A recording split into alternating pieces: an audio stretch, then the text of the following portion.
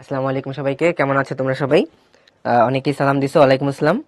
যারা ক্লাসে জয়েন দিয়েছো, আমার ভয়েস ঠিকঠাক মতো শুনতে পাচ্ছ কিনা এবং বোর্ডটাও ক্লিয়ারলি দেখা যাচ্ছে কিনা একটু যদি আমাকে রেসপন্স করে জানাও। আমি একটা রেসপন্স দিচ্ছি, তোমরা একটু ইয়েস রেসপন্স করে জানালেই আমি বুঝবো। আচ্ছা, নুসরাত জাহান জিজ্ঞাসা করছো যে ভাইয়া গত ক্লাসটা করি নাই, আজকের ক্লাসটা বুঝতে কোনো অসুবিধা হবে কিনা? হ্যাঁ, হবে। আজকের ক্লাসে বেশ কিছু বেসিক আমরা মানে পড়ায় আসছি আর কি। বিশেষ করে গত ক্লাসের শুরুর যেই পার্টটুকু, ওই পার্টটুকু করতে হবে, অসুবিধা নাই। আজকের ক্লাসটা এখান থেকে কন্টিনিউ করো, লাইভে করো। ক্লাসটা করার পর তুমি অবশ্যই গত ক্লাসটা যেটা রেকর্ডেড অবস্থায় আছে সেখান থেকে তুমি এটা করে নিবা। সবার জন্যই উদ্দেশ্যে বলে দিলাম আর কি। হ্যাঁ, আচ্ছা, আমি আলহামদুলিল্লাহ ভালো আছি। ঠিক আছে, সবাই যেহেতু বলছে ঠিকঠাক মতো শোনা যাচ্ছে, আমরা চলো আমাদের ক্লাসটা শুরু করি। হ্যাঁ, মানে তোমার বায়োলজির যতগুলা লেকচার আছে তার মধ্যে কঠিনতম লেকচারগুলোর মধ্যে একটা হচ্ছে এই শৈবাল ছত্রাক আর ব্রায়োফাইটা টেরিডোফাইটা। এগুলো পড়তে আসলে কারো ভালো লাগে না, কিন্তু পরীক্ষায় মাঝে মাঝে প্রশ্ন আসলে আসবে। ঠিক আছে, সো প্রশ্ন আসলে আসবে, ওই জন্য আমাদেরকে এগুলো পড়তে হবে।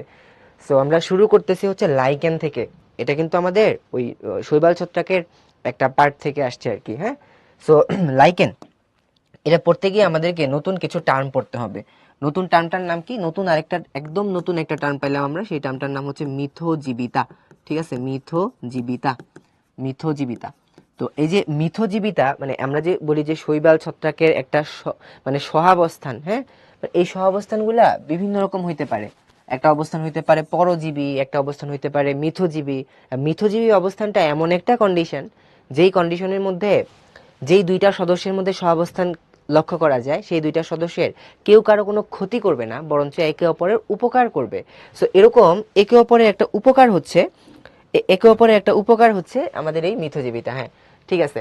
একজন বলছে যে ভাইয়া মিথজীবী বানানটা ভুল হয়েছে। হ্যাঁ, মিথজীবী বানানটা ভুল হয়েছে, এখানে দীর্ঘ ইকার হবে। ঠিক আছে, এখানে দীর্ঘ ইকার হবে।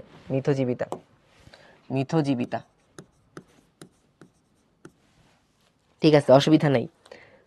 বানান ভুল আসলে খুব বড় কোনো ফ্যাক্ট না। একজন বলছে যে বায়োলজি ভালো লাগে না, ভালো তো লাগবেই না, স্বাভাবিক। কিন্তু তারপরেও আমাদেরকে পরীক্ষায় ভালো করার জন্য পড়তে হবে। তাহলে যেই সহাবস্থানে দুই পরস্পরের উপকার করে, সেই সহাবস্থানকে বলতেছি আমরা হচ্ছে মিথজীবিতা। এই লাইকেন এটা হচ্ছে কি আমাদের দুইটা জিনিসের একটা মিথজীবী অবস্থান। তার মধ্যে একটা জিনিস থাকবে হচ্ছে শৈবাল,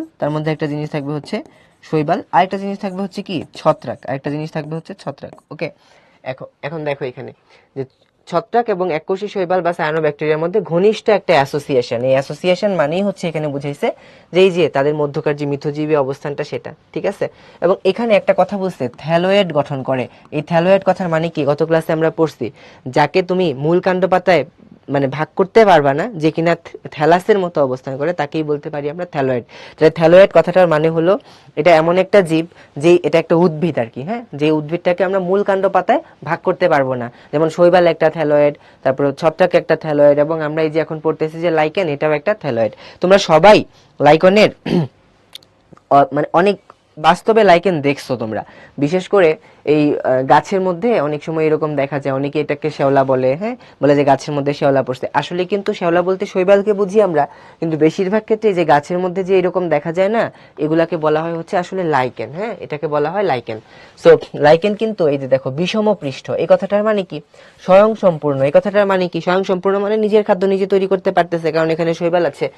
বিষমপৃষ্ঠ কথাটার মানে কি? বিষমপৃষ্ঠ কথাটার মানে হলো, দেখো এই যে লাইকেনটা, এটার দুইটা পৃষ্ঠ, একটা উপরের পৃষ্ঠ, একটা নিচের পৃষ্ঠ। তাহলে দেখো তার যেই মানে সারফেসের সাথে বা যেই তলে সে যুক্ত আছে, ওই তলটাকে বলতেছি আমরা কি? নিচের পৃষ্ঠ।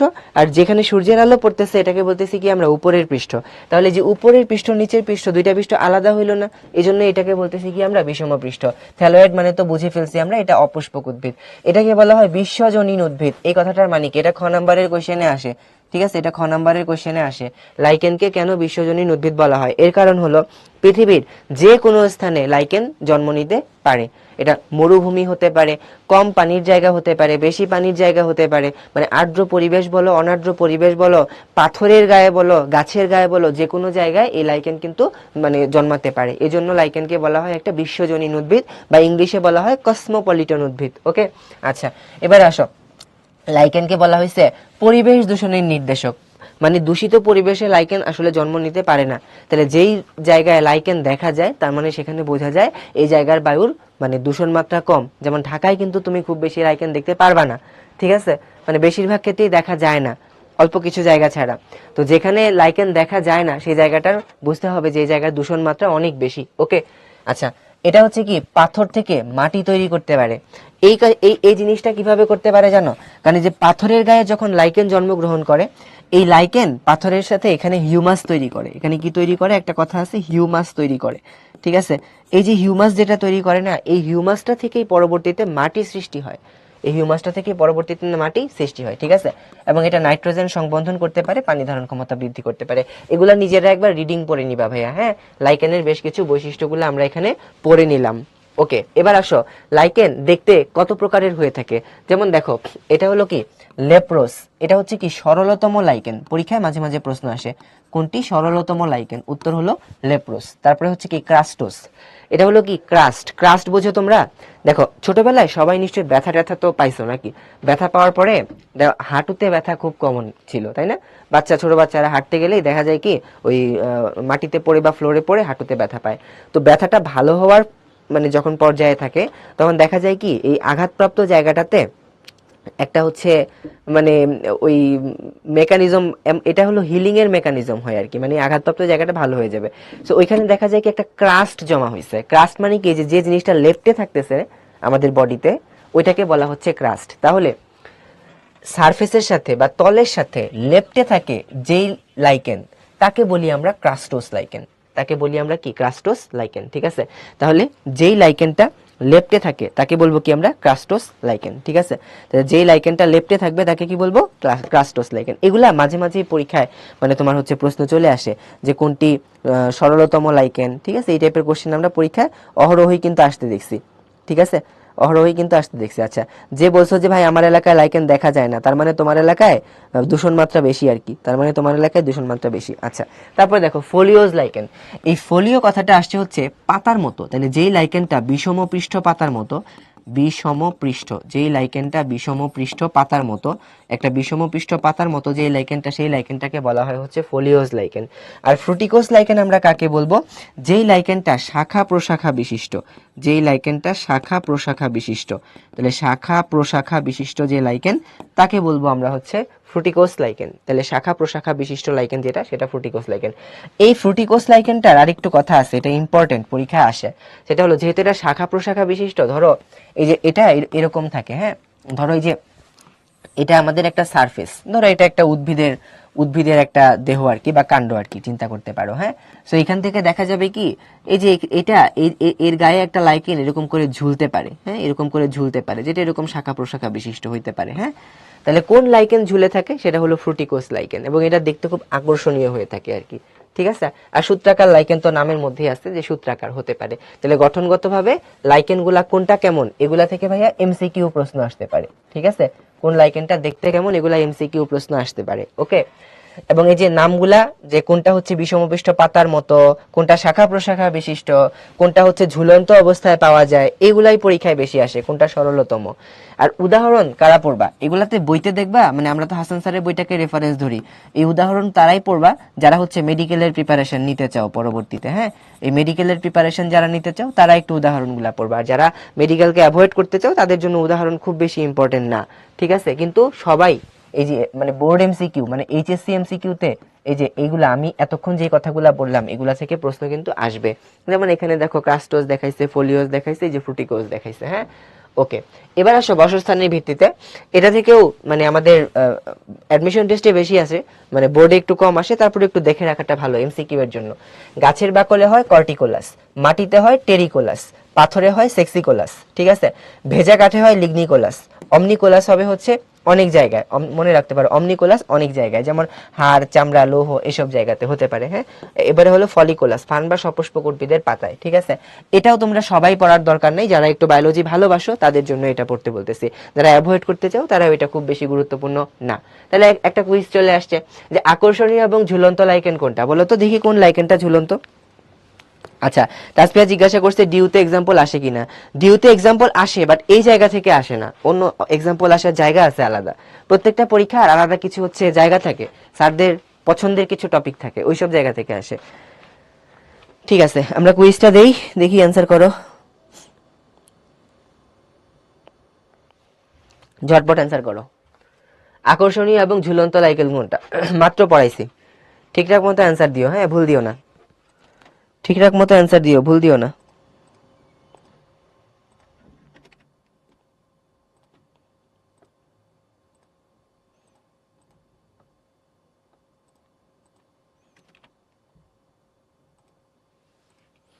ঠিক আছে, ওকে, বেশিরভাগই ঠিকঠাকই দিছো, মানে ফ্রুটিকোস যেটা আছে সেটা হবে ঝুলন্ত লাইকেন। এই যে বলছি না, ঝুলে থাকে, শাখা প্রশাখা বিশিষ্ট ঝুলে থাকে, এই যে ফ্রুটিকোস লাইকেন বলছিলাম আমি, হ্যাঁ এটাই। আচ্ছা, এখন এই গঠনগতভাবে ছাড়াও লাইকেনের আরো একটা ক্লাসিফিকেশন আছে। আমরা তো বলছি লাইকেনের ছত্রাক থাকে, ছত্রাক সদস্য থাকে, তাই না? তো এই যে ছত্রাক সদস্যটা আছে না, এই ছত্রাক সদস্যের উপর ভিত্তি করে, ছত্রাকের উপর ভিত্তি করে, ছত্রাকের উপর ভিত্তি করে আমরা লাইকেনকে দেখতে পারবো দুই প্রকার। একটা হচ্ছে অ্যাসকোলাইকেন আর একটা হচ্ছে বেসিডিওলাইকেন। একটা হচ্ছে অ্যাসকোলাইকেন, ঠিক আছে, অ্যাসকোলাইকেন, আরেকটা হচ্ছে বেসিডিও। তাহলে একটা হলো অ্যাসকোলাইকেন আর একটা হলো কি বেসিডিওলাইকেন, ঠিক আছে। আচ্ছা দেখি কে বলতে পারে আমরা পৃথিবীতে কোন লাইকেন বেশি দেখতে পাই? অ্যাসকোলাইকেন বেশি দেখতে পাই নাকি বেসিডিওলাইকেন বেশি দেখতে পাই? বলো, পৃথিবীতে আমরা কোন লাইকেন বেশি দেখতে পাই? বেসিডিওলাইকেন বেশি দেখতে পাই নাকি অ্যাসকোলাইকেন বেশি দেখতে পাই? ভেরি গুড, অ্যাসকোলাইকেন আমরা বেশি দেখতে পাই। তাহলে এই যে অ্যাসকোলাইকেন কাকে বলবো আর বেসিডিওলাইকেন আমরা কাকে বলবো, খেয়াল করো। এই যে ছত্রাক সদস্যটার কথা বলছি না, ছত্রাক সদস্য, এই ছত্রাক সদস্য কোন শ্রেণীর, মানে আমরা তো মানে ফানজাই যেটা আছে এটা তো আমরা একটা কিংডম বলি, তাই না? তাহলে এই যে এই কিংডম ফানজাইয়ের ভেতরে আমরা জানি যে আমাদের ছত্রাকের আবার অনেকগুলা শ্রেণী বিভাগ আছে আর কি, হ্যাঁ। সো যদি আমরা দেখি যে অ্যাসকোমাইসিটিস শ্রেণীর ছত্রাক যদি হয়ে থাকে তাহলে ওটাকে বলি অ্যাসকোলাইকেন, আর যদি বেসিডিওমাইসিটিস শ্রেণীর ছত্রাক হয়ে থাকে তাহলে আমরা তাকে বলবো হচ্ছে বেসিডিওলাইকেন। তাহলে অধিকাংশ লাইকেন হলো অ্যাসকোলাইকেন, অধিকাংশ লাইকেন হলো অ্যাসকোলাইকেন। এগুলাও পরীক্ষায় মাঝে মাঝে এমসিকিউতে আসতে দেখা যায়, হ্যাঁ। তাহলে এটা পড়া হয়ে গেল। এবারে লাইকেনের অর্থনৈতিক গুরুত্ব পড়ার আগে মোস্ট ইম্পর্টেন্ট লাইকেনের যে জিনিসটা আমরা পড়বো সেই জিনিসটা একটু দেখো। তো এখন আমরা যেটা পড়বো সেটা হচ্ছে লাইকেনের গঠন, হ্যাঁ। এটাও পরীক্ষায় মাঝে মাঝে গ অথবা ঘ নাম্বারের কোশ্চেনে দিতে পারে, লাইকেনের গঠন, হ্যাঁ। লাইকেনের গঠনে কি থাকবে? শৈবাল থাকবে এবং ছত্রাক থাকবে লাইকেনের গঠনের মধ্যে। তবে আমরা যদি লাইকেনের গঠন পড়তে চাই, লাইকেনের মধ্যেও দেখবো আমরা যে বিভিন্ন রকমের মানে তোমার অংশ দেখা যায় লাইকেনের মধ্যে। ধরো আমরা এখানে যদি একটা এরকম আলাদা আলাদা অংশ দেখতে পারবো লাইকেনের মধ্যে, হ্যাঁ। ধরো আমরা একটু আলাদা আলাদা অংশগুলা বলি। তো আলাদা আলাদা অংশের মধ্যে থাকে হচ্ছে, প্রথমে থাকে হচ্ছে ঊর্ধ্ব কর্টেক্স। এই যে এই পোর্শনটুকু বললাম আমরা, এই পোর্শনটুকুর নাম হবে হচ্ছে ঊর্ধ্ব কর্টেক্স। তাহলে লাইকেনের মধ্যে আমরা কি কি অংশ পাচ্ছি? লাইকেনের মধ্যে আমরা পাচ্ছি হচ্ছে প্রথমে ঊর্ধ্ব কর্টেক্স, ঠিক আছে। তাহলে ঊর্ধ্ব কর্টেক্স যেহেতু আছে তার মানে একটা নিম্ন কর্টেক্সও থাকবে। যে জায়গাতে আমরা ঊর্ধ্ব কর্টেক্স পাইলাম, ঊর্ধ্ব কর্টেক্স আছে মানে একটা নিম্ন কর্টেক্সও আছে, ঠিক আছে। এই যে নিচের যে অংশটুকু থাকবে এই অংশটুকুকে বলবো আমরা নিম্ন কর্টেক্স। নিচের যে অংশটুকু আছে এটার নাম হবে তাহলে নিম্ন কর্টেক্স, ঠিক আছে। তাহলে একটা গেল ঊর্ধ্ব কর্টেক্স, একটা গেল নিম্ন কর্টেক্স। যেখানে কর্টেক্স আছে তোমরা ধরে নিবা, যে এখানে আসলে মেডুলা ডেফিনেটলি থাকবে। কর্টেক্স যেখানেই আছে তার মানে এখানে আমাদের কি থাকবে? মেডুলা থাকবে, ওকে। এই যে এই পোর্শনটুকুকে বলতেছি আমরা হচ্ছে মেডুলা, আর মাঝখানের এই যে পোর্শনটুকু আমরা পাচ্ছি, এই পোর্শনটুকুকে বলবো হচ্ছে আমরা আসলে শৈবাল স্তর। আসলে শৈবাল স্তরটা খুব কম থাকে, এত বেশি থাকে না, এই জন্য একটু কম করে দেখাচ্ছি আর কি। এই যে মাঝখানের এই পোর্শনটুকুকে বলতেছি আমরা শৈবাল স্তর। তাহলে এখানে এইটুকু হচ্ছে আমাদের শৈবাল স্তর, ঠিক আছে, শৈবাল স্তর। সো এখন আসি আমরা তাহলে শৈবাল স্তর ছাড়া এই ঊর্ধ্ব কর্টেক্স বলো, মেডুলা বলো, নিম্ন কর্টেক্স বলো, সব জায়গাতেই কি থাকবে? সব জায়গাতেই থাকবে হচ্ছে আমাদের ছত্রাকের হাইফি। গত ক্লাসে শিখছি না আমরা হাইফি মানে কি? এই সব জায়গাতেই থাকবে হচ্ছে কি? ছত্রাকের হাইফি, ঠিক আছে, সব জায়গাতেই থাকবে হচ্ছে কি? ছত্রাকের হাইফি। এখন দেখো তাইলে এই যে ঊর্ধ্ব কর্টেক্স যেটা বললাম, ঊর্ধ্ব কর্টেক্সের মধ্যে কি আছে? তাহলে যখন পরীক্ষার খাতায় যখন লিখবা এরকম একটা ছবি দেওয়ার চেষ্টা করবা। ছবি নট নেসেসারি তোমার চারুকলার স্টুডেন্টের মতো হইতে হবে, তুমি সাইন্টিফিক দিছো কিনা সেটা। এই ঊর্ধ্ব কর্টেক্সের মধ্যে এরকম ডটেড লাইন দিলেই হবে। বর্ণনার মধ্যে লিখবা যে ঊর্ধ্ব কর্টেক্সের মধ্যে থাকবে হচ্ছে ঘন সন্নিবেশিত ছত্রাকীয় হাইফি। তাহলে ঊর্ধ্ব কর্টেক্স কি দিয়ে তৈরি হয়েছে? ঘন সন্নিবেশিত ছত্রাকীয় হাইফি। ঠিক আছে, তাহলে ঊর্ধ্ব কর্টেক্স কি দিয়ে তৈরি হলো? ঘন সন্নিবেশিত ছত্রাকীয় হাইফি। এবারে আসো, এই যে সংক্ষিপ্ত যে স্তরটা দেখতে পাবো আমরা, সেই স্তরটাকে বলবো আমরা হচ্ছে শৈবাল স্তর। সেই স্তরটাকে কি বলবো আমরা? শৈবাল স্তর। ঠিক আছে, এখন এই শৈবাল স্তরকে আবার অনেকে বলতে পারে এটাকে বলা হয় গনিডিয়াল স্তর। ঠিক আছে, তো শৈবালকে আমরা এরকম গঠনে দেখাইতে পারি এখানে। ঠিক আছে, মানে তুমি যেরকম করে, মানে এটা নট নেসেসারি যে বইয়ে যেরকম আছে এরকমই দিতে হবে, তুমি এখানে এরকম মানে শৈবালের একটা গনিডিয়াল স্তর এরকম দেখাই দিলা। ঠিক আছে, এটা হলো শৈবালের স্তর। ঠিক আছে, তো আমরা দেখাইলাম যে এটা হচ্ছে কি শৈবালের স্তর, মানে এখানে আরো কিছু ঘন অবস্থায় থাকে আর কি, মানে আরো কিছু এরকম ঘন ঘন অবস্থায় থাকে, মানে এরকম দেখাবা। ঠিক আছে, এরকম দেখাবা। হ্যাঁ, তাহলে শৈবাল স্তর গেল। এবারে আসো হচ্ছে মেডুলা। মেডুলার মধ্যে এই যে ছত্রাকের যে হাইফিগুলা আছে না, এই ছত্রাকের হাইফিগুলাকে, ছত্রাকের হাইফি মানে তো এরকম সূত্রাকার সূত্রাকার সূত্রাকার সূত্রাকার ছত্রাক, এই ছত্রাকের হাইফিগুলাকে তুমি এরকম দিয়ে দিবা। হ্যাঁ, এগুলো ছত্রাকের হাইফি দিয়েই তৈরি হয়েছে। ঠিক আছে, এরকম এরকম ছত্রাকের হাইফি দিয়ে তৈরি হয়েছে। ঠিক আছে, তাহলে একটা জিনিস তো তোমরা বুঝতেছো যে লাইকেনের মধ্যে আসলে ছত্রাকের জায়গাটাই বেশি, শৈবালের জায়গা কিন্তু খুব কম। লাইকেনের মধ্যে আসলে ছত্রাকের জায়গাটাই বেশি, শৈবালের জায়গা খুব কম। আর নিম্ন কর্টেক্সের মধ্যে আমরা দেখবো এই যে এরকম করে ঘন সন্নিবেশিত অবস্থায়, এরকম ঘন সন্নিবেশিত অবস্থায় আমরা ছত্রাকের কিছু কোষ পাবো। হ্যাঁ, আচ্ছা, এখানে আরেকটু কথা আছে, যেটা হচ্ছে শৈবাল স্তর। এই শৈবাল স্তরের ভেতরে না এই ছত্রাকের কিছু হস্টোরিয়া, হ্যাঁ, শৈবালের কোষের ভেতরে ঢুকে যায়, এবং নিম্ন কর্টেক্স থেকে, এখান থেকে আমরা দেখব কিছু প্রবৃদ্ধি বের হইছে। ঠিক আছে, হ্যাঁ, আমি যেভাবে দিছি এভাবে পরীক্ষা রাখলে তুমি তোমার নাম্বার যতটুকু পাওয়ার ততটুকু পেয়ে যাবা।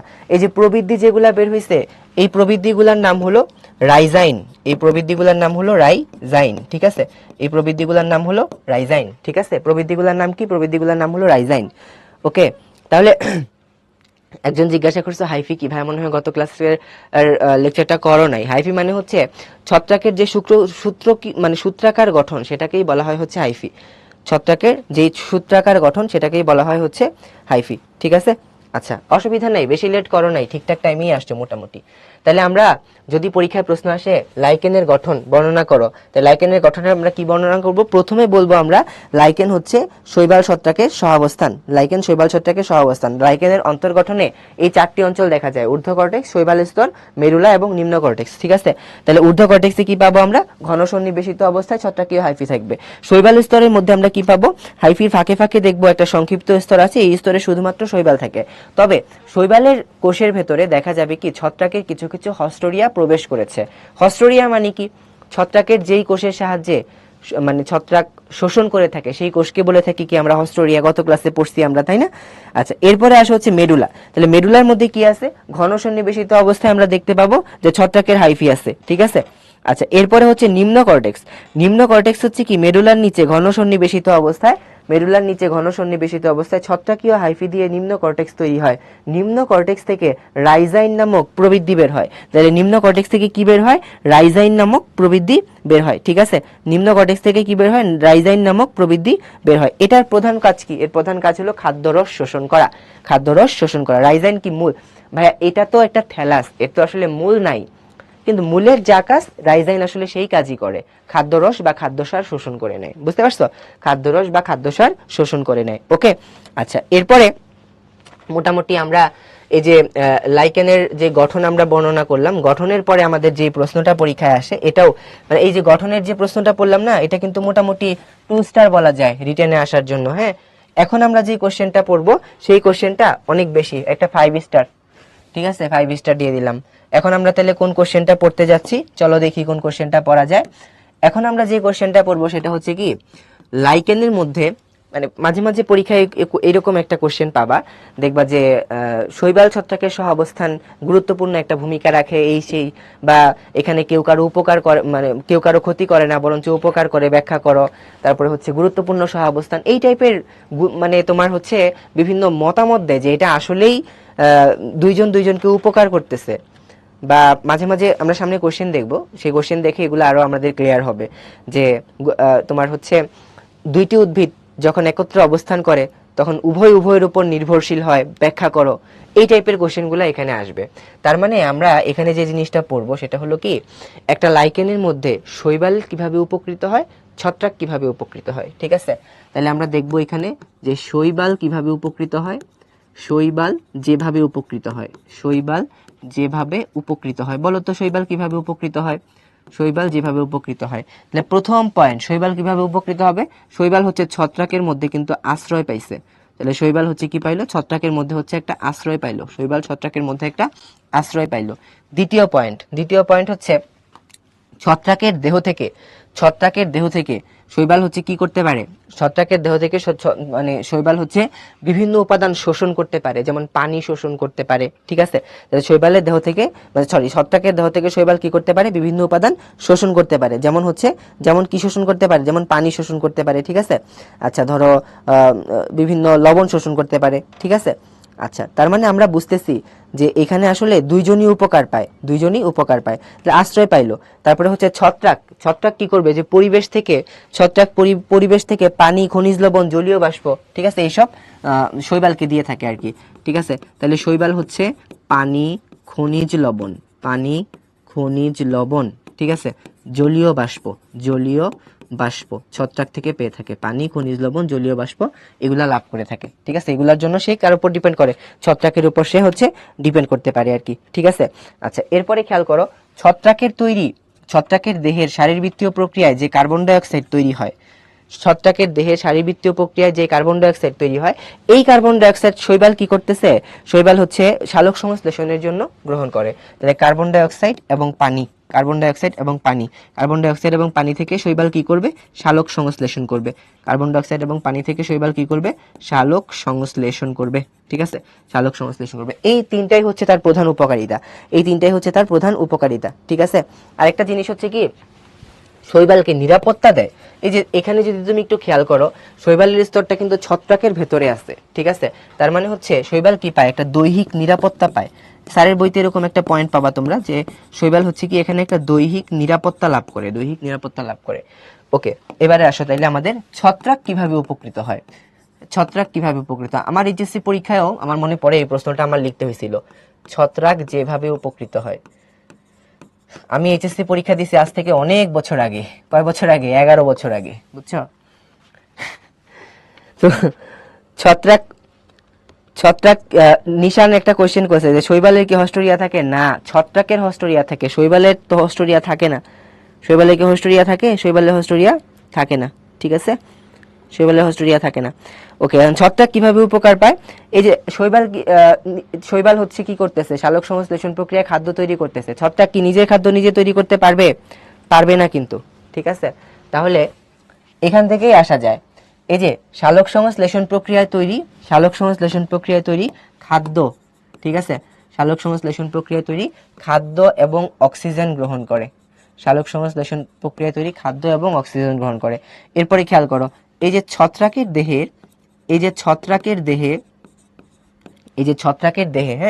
ছত্রাকের দেহে যে বর্জ্য পদার্থগুলো উৎপন্ন হয়, এই বর্জ্যগুলা হচ্ছে শৈবাল গ্রহণ করার মাধ্যমে অপসারিত হয়। তাহলে বর্জ্য পদার্থ অপসারণেও ছত্রাক কি করে? উপকার পায়। ঠিক আছে, বর্জ্য পদার্থ অপসারণেও ছত্রাক কি করে? উপকার পায়। ঠিক আছে, এই হচ্ছে শৈবালও উপকার পায়, আবার হচ্ছে কি ছত্রাকও উপকার পাইতে পারে। ওকে, আচ্ছা এখানে আরেকটু কথা আছে, এই যে শৈবাল যে অংশটা না, এই শৈবাল অংশটাকে আমরা কি বলে থাকি? যেহেতু এখানে সালোক সংশ্লেষণ হয়, তো শৈবাল অংশকে বলা হয় হচ্ছে ফটোবায়ন্ট। লাইকেনের শৈবাল সদস্যকে বলা হয় ফটোবায়ন্ট। ঠিক আছে, আর লাইকেনের ছত্রাক সদস্যকে বলা হয় হচ্ছে মাইকোবায়ন্ট। তাহলে একটা হচ্ছে মাইকোবায়ন্ট আর একটা হচ্ছে কি ফটোবায়ন্ট। একটা হলো মাইকোবায়ন্ট আর একটা হলো কি ফটোবায়ন্ট। ঠিক আছে, এটা হচ্ছে কি মিথজীবিতা। আমরা মোটামুটি এই জিনিসগুলা কিন্তু পড়ে ফেলছি, তাই না? আচ্ছা এখন বলো তো, লাইকেনে ছত্রাকের চেয়ে শৈবালের গুরুত্ব বেশি নাকি কম? বলো দেখি। ছত্রাকের গুরুত্ব বেশি না শৈবালের গুরুত্ব বেশি? মাইক্রোবায়োন্ট কেন বলা হয়? মাইক্রো কথাটা বলতে বোঝায় আসলে ছত্রাক। মাইকোলজি পড়ছো না তোমরা? মাইকোলজিতে ছত্রাক নিয়ে আলোচনা করা হয়। আচ্ছা, এই যে আমাদের যে গঠনের মধ্যে আমরা দেখি ছত্রাকের অংশ বেশি, শৈবালের অংশ কম। মনে রাখবা, যে কম তার গুরুত্বই বেশি। আসলে শৈবালের গুরুত্বটাই এখানে বেশি, কারণ শৈবাল এককভাবে বাঁচতে পারে, কিন্তু ছত্রাক এককভাবে বাঁচতে পারবে না। ছত্রাক এককভাবে বাঁচতে পারবে না। ঠিক আছে? আচ্ছা, ঠিক আছে, বুঝতে পারছো? আচ্ছা,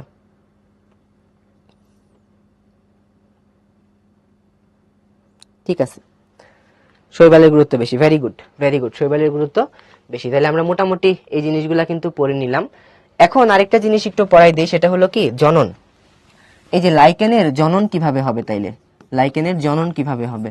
ঠিক আছে, আমরা জানি যে শৈবাল ছত্রাকের জনন যখন আমরা পড়লাম, আমরা কি কি পড়ছিলাম? যে অঙ্গজ জনন হয়, অযৌন জনন হয়, যৌন জনন হয়, এগুলা পড়ছিলাম আমরা, তাই না? লাইকেনেও একইভাবে আমরা পাবো, অঙ্গজ পাবো, অযৌন পাবো, যৌন পাবো। অঙ্গজ পাবো, অযৌন পাবো, আরেকটা হচ্ছে কি যৌন পাবো। ঠিক আছে, তাহলে লাইকেনের জনন আমরা কয় রকম পাবো ভাইয়া? লাইকেনের জনন আমরা 3 রকম পাবো। লাইকেনের জনন আমরা 3 রকম পাবো। অঙ্গজ, অঙ্গজ হচ্ছে কি ওই যে শৈবালের মতোই, ঠিক আছে, দেহ অঙ্গ বরাবর হচ্ছে কি মানে তোমার ভেঙে যেতে পারে, নতুন নতুন সদস্য আসতে পারে। অযৌন, অযৌন মানে কি স্পোরের মাধ্যমে বংশ বিস্তার করবে। আরেকটা হলো কি যৌন। ঠিক আছে, আরেকটা হলো যৌন। এখন স্পোরের তো বিভিন্ন নাম থাকে, যেমন আমরা ছত্রাকের ক্ষেত্রে পড়েছি না, কনিডিয়া। ঠিক আছে, এরকম তো বিভিন্ন নাম থাকে। এরকম আমাদের লাইকেনের যে স্পোর, এই স্পোরের নাম হলো সোরিডিয়া, আরেকটা হলো কি ইসিডিয়া। সোরিডিয়া, আরেকটা হলো ইসিডিয়া। সোরিডিয়া, ইসিডিয়া। ঠিক আছে, সোরিডিয়া, ইসিডিয়া, এগুলা এমসিকিউতে আসে। হ্যাঁ, এখানে হচ্ছে সোরিডিয়া, সোরিডিয়া, আরেকটা হলো কি ইসিডিয়া। সোরিডিয়া, আরেকটা হলো ইসিডিয়া, এগুলো এমসিকিউতে আসে। আর যৌন জনন যখন হয় তখন দেখো আমরা মানে এদের তো আসলে যৌন জনন মানে আমরা কি বুঝি? আমরা পুং গ্যামিট এবং স্ত্রী গ্যামিটের মিলনকে বুঝি, তাই না? তাহলে পুং গ্যামিটের এবং স্ত্রী গ্যামিটের নাম থাকে, পুং গ্যামিটের নাম থাকে এবং স্ত্রী গ্যামিটের নাম থাকে, এবং এদের পুং গ্যামিটের নাম তো আমরা সাধারণত বলে থাকি শুক্রাণু, স্ত্রী গ্যামিটের নাম আমরা ডিম্বাণু বলে থাকি। হ্যাঁ, এবং এই জনন অঙ্গ যেখানে এই গ্যামিটগুলো উৎপন্ন হবে, সেই জনন অঙ্গগুলার নামগুলা ইম্পর্টেন্ট। ঠিক আছে, যেমন এখানে দেখো লাইকেনের পুং জননাঙ্গকে বলা হয় স্পার্মোগোনিয়াম। লাইকেনের পুং জননাঙ্গকে বলা হয় হচ্ছে স্পার্মাগোনিয়াম। ঠিক আছে, স্পার্মাগোনিয়াম মনে রাখবা। পুং মানে স্পার্মকে উৎপন্ন করতে পারে, পুরুষ উৎপন্ন করতে পারে, এজন্য এটার নাম হয় কি স্পার্মাগোনিয়াম। স্পার্মাগোনিয়াম, ঠিক আছে, স্পার্মাগোনিয়াম। ঠিক আছে, আর স্পার্মাগোনিয়াম মানে হচ্ছে পুং জননাঙ্গ, পুং জননাঙ্গ। ওকে, আচ্ছা। আর আরেকটা হলো কি, আরেকটা হলো কার্পাগোনিয়াম, আরেকটা হলো কার্পাগোনিয়াম। ঠিক আছে, আরেকটা হলো কার্পাগোনিয়াম। তাহলে কার্পাগোনিয়াম মানে কি? কার্পাগোনিয়াম মানে হলো স্ত্রী জননাঙ্গ। কার্পাগোনিয়াম মানে হলো স্ত্রী জননাঙ্গ। ঠিক আছে, স্ত্রী জননাঙ্গকে বলবো আমরা কার্পাগোনিয়াম, কার্পাগোনিয়াম। ওকে, আচ্ছা। সোরিডিয়া, ইসিডিয়া মনে রাখো। এটা মোটামুটি এমসিকিউ এর জন্য আসে, এটা সিকিউতে আসে না, এটা এমসিকিউতে আসে। ঠিক আছে, এখন অর্থনৈতিক গুরুত্ব, এটা মাঝে মাঝে সিকিউতে আসে। যেমন মানুষের খাদ্য হিসেবে আমরা ব্যবহার করতে পারি। এখানে কিছু কিছু জিনিস একটু ইম্পর্টেন্ট, যেমন খেয়াল করো, মানুষের খাদ্য হিসেবে ব্যবহার করা যায় কারণ লাইকেনের মধ্যে একটা কার্বোহাইড্রেট থাকে, ওই কার্বোহাইড্রেটটার নাম হলো লাইকেনিন। কার্বোহাইড্রেট মানে তো বুঝো, যেটা আমাদের শর্করা জাতীয় খাদ্য দিয়ে থাকে আর কি। পশুর খাদ্য হিসেবে ব্যবহার করা যায় রেনডিয়ার মোস। রেনডিয়ার মোস কোন ধরনের পশুর খাদ্য জানো না কেউ? রেনডিয়ার মোস কোন মানে এই সরিডিয়া মানে এটা একটা স্পোর ভাইয়া, স্পোরের নাম। হ্যাঁ, স্পোর যেটা অঙ্কুরিত হয়ে, বীজ যেরকম অঙ্কুরিত হয়ে নতুন একটা উদ্ভিদ তৈরি করতে পারে, এরকম স্পোর অঙ্কুরিত হয়ে নতুন একটা উদ্ভিদ তৈরি করতে পারে। বীজ সাধারণত ফুল থেকে তৈরি হয়, এই স্পোরটা ফুল থেকে না, দৈহিক কোনো কোষ থেকে তৈরি হবে। এটাই বেসিক পার্থক্যটা। হ্যাঁ, আচ্ছা, এটাই হচ্ছে বেসিক পার্থক্যটা। আচ্ছা বলো, এই রেনডিয়ার মস, হরিণ, হরিণ, হরিণ এবং গবাদি পশু বলা হয়েছে বলগা হরিণের প্রিয় খাদ্য আর কি। টিউমার প্রতিরোধক, ব্যথা নিরাময়ক এবং ভাইরাস প্রতিষেধক কি এখানে ওষুধ পাওয়া যায় আর কি। ঠিক আছে, এখানে ভাইরাস প্রতিষেধক ওষুধ পাওয়া যায়। এই টিউমার প্রতিরোধক যে ওষুধ, এটা লাইকেন থেকে আমরা কি পাই? উষ্ণ এবং ইভোসিন, উষ্ণ এবং ইভোসিন নামে একটা ক্রিম পাওয়া যায়। তাহলে এই যে টিউমার প্রতিরোধী কারা? টিউমার প্রতিরোধী হচ্ছে উষ্ণ, ঠিক আছে, এবং ইভোসিন, উষ্ণ এবং ইভোসিন। এই নামগুলা যখন তুমি এটা রিটেন কোশ্চেনে লিখবা, ধরো তোমার এক বন্ধু লিখছে হচ্ছে সরাসরি যে টিউমার প্রতিরোধী হিসেবে লাইকেন ব্যবহার করা হয়, আর তুমি লিখছো হচ্ছে টিউমার প্রতিরোধী উষ্ণ এবং ইভোসিন নামে অ্যান্টিসেপটিক ক্রিম তৈরিতে লাইকেন মানে ব্যবহার করা হয়, কার নাম্বারটা বেশি হবে? ডেফিনেটলি যে এই তথ্যগুলা দিতে পারবা। সো বায়োলজি তোমরা বলো যে আমরা তো লিখে আসি, নাম্বার পাই না কেন? কোয়ালিটি লেখাটা লিখতে হবে, কোয়ালিটি লেখাটা লিখলে দেখবা যে তোমার নাম্বার পাওয়াটাও আসলে সহজ হয়ে যায় আর কি, ঠিক আছে, আসলে সহজ হয়ে যায়। এরপরে খেয়াল করো এই যে অ্যান্টিবায়োটিক রূপে, এই যে বলছে না অ্যান্টিবায়োটিক রূপে, অ্যান্টিবায়োটিকের কথাটা এখানে দেয় নাই। অ্যান্টিবায়োটিক রূপে আমরা কি পাবো? অ্যান্টিবায়োটিক, আমরা লাইকেন থেকে অ্যান্টিবায়োটিক বানাইতে পারি। আর লাইকেন থেকে যে অ্যান্টিবায়োটিক বানাবো, আমরা কোন অ্যান্টিবায়োটিকটা পাবো লাইকেন থেকে? হ্যাঁ, জানো নাকি কেউ? আমরা কোন অ্যান্টিবায়োটিকটা পাবো লাইকেন থেকে? মানে যেটা হলো উসনিক অ্যাসিড, এই উসনিক অ্যাসিড পাই আমরা, ঠিক আছে, উসনিক অ্যাসিড। তাহলে লাইকেন থেকে আমরা কোন অ্যান্টিবায়োটিক পাবো? উসনিক অ্যাসিড, ঠিক আছে। লাইকেন থেকে আমরা কোন অ্যান্টিবায়োটিক পাবো? আমরা পাবো হচ্ছে উসনিক অ্যাসিড। ওকে, অ্যান্টিবায়োটিক তো মানে বুঝো, যেটা হচ্ছে আমাদের হচ্ছে মানে ব্যাকটেরিয়ার বিরুদ্ধে কাজ করে আর কি, ঠিক আছে, ব্যাকটেরিয়ার বিরুদ্ধে কাজ করে যেটা, সেটাকে বলি আমরা উসনিক অ্যাসিড। ওকে, আচ্ছা, তারপরে খেয়াল করো এনজাইনা নামক হৃদরোগের, এনজাইনা মানে কি? ওই যে প্রথম ক্লাসে মানে প্রথম লেকচারে, সেকেন্ড লেকচারে মনে হয় আমি পড়াইছিলাম তোমাদেরকে যে এনজাইনা মানে হচ্ছে অক্সিজেন যায় না, ঠিক আছে, এই জন্য হচ্ছে আমরা ওইটাকে বলি এনজাইনা। এই লাইকেন থেকে কোন জিনিসটা এনজাইনার তোমার হচ্ছে চিকিৎসায় ব্যবহার করা হয়? এটাকে বলা হয় ইরাইথ্রিন। ইরাইথ্রিন, তাহলে কেমিক্যালটার নাম হলো ইরাইথ্রিন। তাহলে লাইকেন থেকে পাওয়া যায় হলো ইরাইথ্রিন নামক এক ধরনের ওষুধ, যেটা এনজাইনা প্রতিরোধে ব্যবহার করা হয়। জলাতঙ্কের ওষুধ, এটা এমসিকিউতে অনেকবার পাবা। জলাতঙ্কের ওষুধ, এটা এমসিকিউতে অনেকবার পাবা। পেলটিজেরা, জলাতঙ্কের ওষুধ হলো পেলটিজেরা। জলাতঙ্কের ওষুধ হলো পেলটিজেরা, ঠিক আছে, পেলটিজেরা। জলাতঙ্কের ওষুধ বানানো হয়, জলাতঙ্কের ওষুধ বানানো হয় কোনটি থেকে? ঠিক আছে, উত্তর হলো পেলটিজেরা, ঠিক আছে, পেলটিজেরা, জলাতঙ্কের ওষুধ হিসেবে পেলটিজেরা, ঠিক আছে। যক্ষার ওষুধ রূপে কোনটা ব্যবহার করা হয়? যক্ষার ওষুধ হিসেবে হচ্ছে এটা বলা হয় সেট্রারিয়া, সেট্রারিয়া, ঠিক আছে। যক্ষার ওষুধ রূপে ব্যবহার করা হবে হচ্ছে, আচ্ছা এগুলার নিচে দাগ দিতে হবে, হ্যাঁ, অথবা এটা লিখে লিখতে হবে, লিখা তো আর এটা লিখে সম্ভব না, টাইপ করা সম্ভব। সেট্রারিয়া, সেট্রারিয়া, ঠিক আছে। তাহলে আমরা কি ব্যবহার করতে পারি যক্ষার ওষুধ তৈরিতে? যক্ষা মানে হচ্ছে কি, ওই যে টিউবারকুলোসিস যেটাকে বলি আর কি, সেটা, ঠিক আছে, সেট্রারিয়া ব্যবহার করতে পারি, সেট্রারিয়া, ঠিক আছে। যক্ষার ওষুধ তৈরিতে আমরা সেট্রারিয়া ব্যবহার করতে পারি। ওকে, আরেকটা আছে, সেটা হলো হুপিং কফ, এটাও পরীক্ষায় আসে, এমসিকিউতে আসে, ক্ল্যাডোনিয়া, হুপিং কফ। তাহলে ক্ল্যাডোনিয়া, হুপিং কফ, হুপিং কফ, হুপিং কফের ওষুধ তৈরিতে মানে ব্যবহার করা হয় হচ্ছে ক্ল্যাডোনিয়া, ক্ল্যাডোনিয়া, ঠিক আছে। তাহলে আমরা একটু রিক্যাপ করি যে আমরা মানে যখন লিখবো একটু তথ্য দেওয়ার চেষ্টা করব। আমরা লিখবো যে লাইকেনিন নামে কার্বোহাইড্রেট পাওয়া যায়, সো এটা মানুষের খাদ্য হিসেবে ব্যবহার করা হয়। রেন্ডিয়ার মস, যেটি একটি লাইকেন, এটা বলগা হরিণ এবং গবাদি পশুর একটা জনপ্রিয় বা প্রিয় একটা খাদ্য আর কি, হ্যাঁ। টিউমার প্রতিরোধী উষ্ণ এবং ইবোসিন নামে অ্যান্টিসেপটিক ক্রিম লাইকেন থেকে পাওয়া যায়। অ্যাঞ্জাইনা নামক মারাত্মক হৃদরোগে ইরাইথিন তৈরি করতে লাইকেন ব্যবহার করা হয়। জলাতঙ্কের ওষুধ হিসেবে পেলটিজেরা, যক্ষার ওষুধ তৈরিতে সেট্রারিয়া এবং হুপিং কফের ওষুধ তৈরিতে ক্ল্যাডোনিয়া নামে ছত্রাক মানে ক্ল্যাডোনিয়া নামে লাইকেন ব্যবহার করা হয়। অ্যান্টিবায়োটিক তৈরিতে মানে উসনিক অ্যাসিড নামের অ্যান্টিবায়োটিক আছে, যেটা গ্রাম পজিটিভ, মানে হলো যেই ধরনের ব্যাকটেরিয়ার কোষপ্রাচীর মোটা, সেই ধরনের ব্যাকটেরিয়ার বিরুদ্ধে অ্যান্টিবায়োটিক তৈরি করতে কাজে লাগে আর কি, হ্যাঁ। সো দেখো কোশ্চেন সলভ করি এখন, হ্যাঁ। তাহলে দেখো লাইকেনের আমরা কি কি পড়লাম, অনেক কিছু পড়ে ফেলছি। লাইকেনের প্রকারভেদ পড়ছি, লাইকেন কাকে বলে পড়ছি, ঠিক আছে।